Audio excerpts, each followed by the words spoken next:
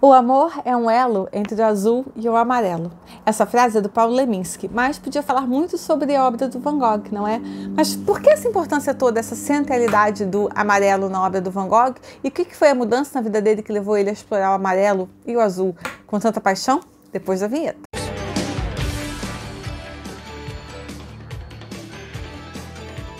Oi, sou eu aqui, Amanda, no Arte para Você. E antes de falar sobre o azul e o amarelo e o elo de Van Gogh, não do Leminski, eu queria fazer um pedido, por favor, se vocês puderem, se vocês lembrarem, se vocês estiverem gostando dos vídeos, é claro, mas se não estiverem gostando também, só por amizade, vocês puderem me dar um like. Eu tô pedindo isso não é por ego, por vaidade, nem por carência, é só porque me ajuda bastante.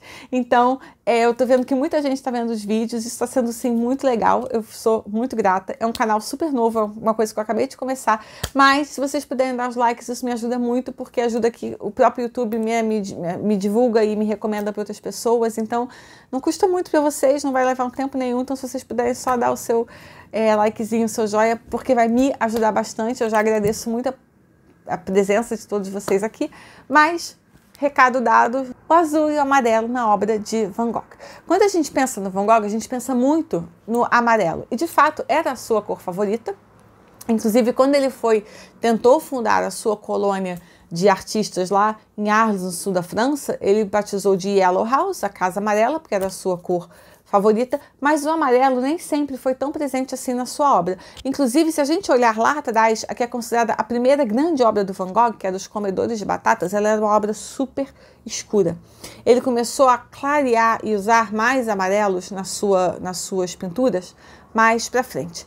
Um dado interessante sobre a carreira do Van Gogh é que ele não estudou para ser pintor convencionalmente.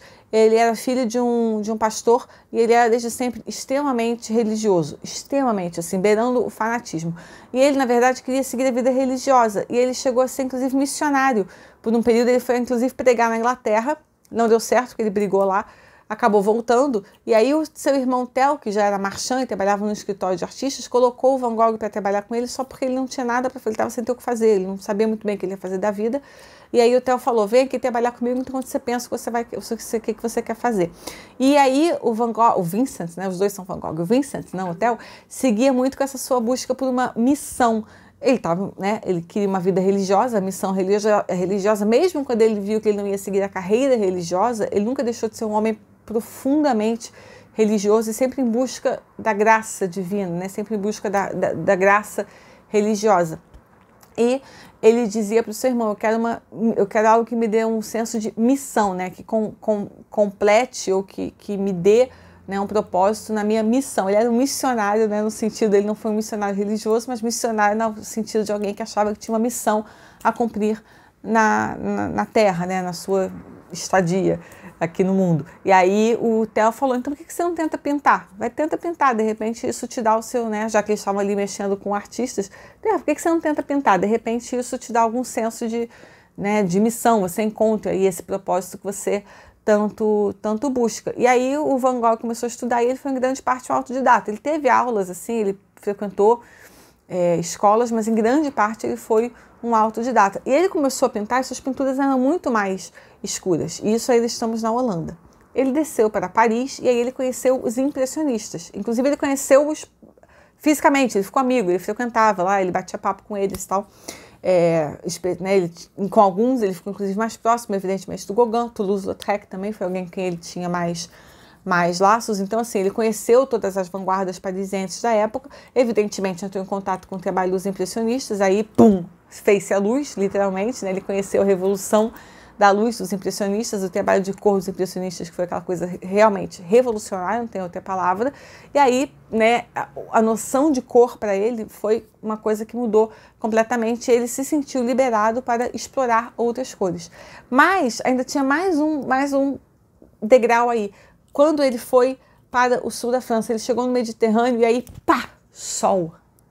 Ele conheceu o verão no Mediterrâneo. Ele que vinha da Holanda, né, um país lá no norte da Europa, virado para o Mar do Norte, onde tem muito menos sol, muito menos luz natural. Os dias são muito mais curtos. E aí ele chegou no verão no Mediterrâneo e ele viu aquele sol. E aquilo para ele foi uma revolução, inclusive existencial, porque ele entendia a luz solar como uma presença divina. Ele entendia a luz solar como uma confirmação da existência de Deus, como se fosse o bálsamo divino o abençoando. Então a luz solar para ele era a luz da espiritualidade, era a luz da sua missão.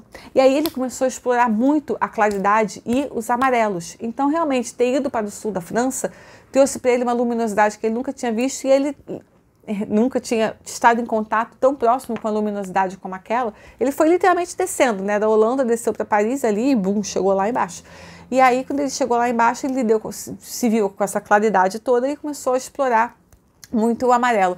Mas por que ele gostava tanto de amarelo e azul? Não apenas porque elas ficam lindas, de fato, juntas, mas tem um motivo pelo qual elas ficam lindas juntas. Se a gente olhar o círculo cromático, que é inclusive uma invenção do Isaac Newton, o azul e o amarelo são cores opostas, né? Elas ficam em lugares literalmente opostos do círculo cromático. E o amarelo é a cor mais quente que existe, e o azul é a cor mais fria que existe. Então mesmo uma cor é tão mais quente quanto mais amarelo tem na sua pigmentação. E uma cor é mais fria o quão mais azul ela tiver. Mas mesmo assim, você pode ter um vermelho mais frio se tiver um pouco mais de azul. O vermelho é uma cor quente, mas você pode ter um vermelho um pouco mais frio se tiver mais pigmento azul na sua composição. O verde é uma cor fria, mas você pode ter um verde um pouquinho mais quente, né? E por aí vai.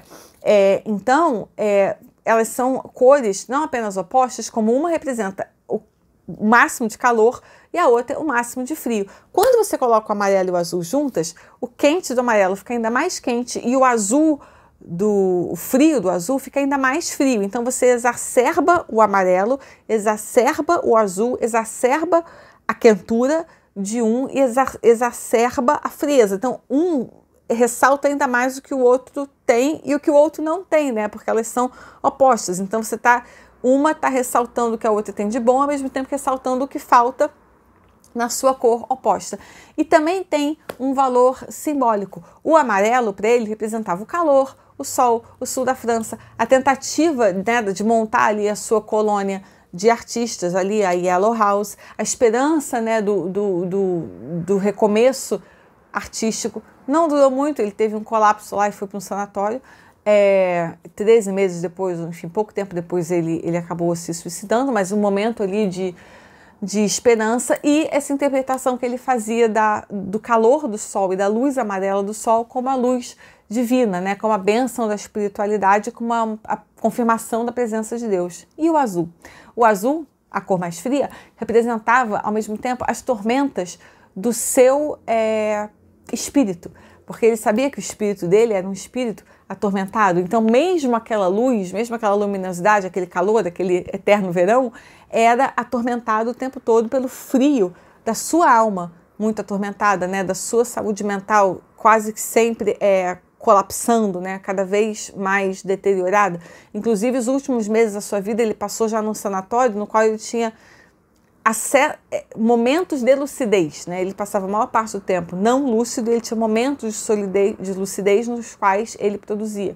Então, o azul e o amarelo, além de serem uma opção estética maravilhosa, com uma combinação de cores simplesmente lindíssima, além de serem cromaticamente, fazerem muito sentido por serem a mais quente e a mais fria e serem cores opostas, então uma valoriza a outra, uma exagera a outra, mas simbolizam também, né, a quentura da esperança e da sua crença no divino, e, né, do calor e do clima quente e do Mediterrâneo e da esperança que ele tinha, né, não só na sua missão, no seu encontro com o divino, mas na sua nova fase como artista, mas também tinha um azul que representava sempre as sombras, né, e o lado mais frio e o mais atormentado e tempestuoso, né, mais chuvoso lá da sua alma. Inclusive ele gostava de exagerar, né? Os seus amarelos eram muito amarelos, os seus azuis eram muito azuis, os seus lilazes eram lilazes bem frios, puxando para o azul, lindos os seus lilazes, né? E ele gostava de exagerar as cores porque ele queria uma pintura muito emocional, né? Então ele exagerava nas cores, inclusive